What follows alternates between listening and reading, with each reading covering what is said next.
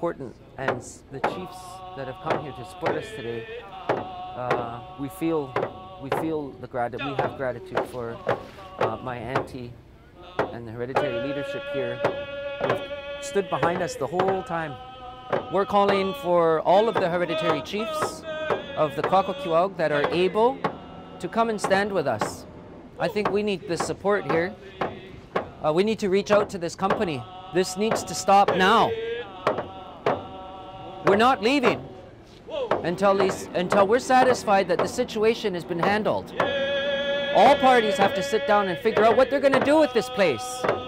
Get rid of the fish. Take these fish out and take away this fish pen.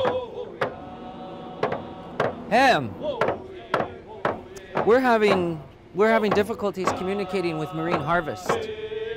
It's not just the cell service. I think that Ian Roberts should really make a better attempt to communicate with the people here. We're not leaving, and I think somebody should come and take a listen. The request so far has been pretty simple. We want them to bring their transport vessels in and start removing these fish from our waters. The phone number to reach them at is 250-850-9145. If everybody could try to give Ian a call and tell him to get these fish out of our waters now.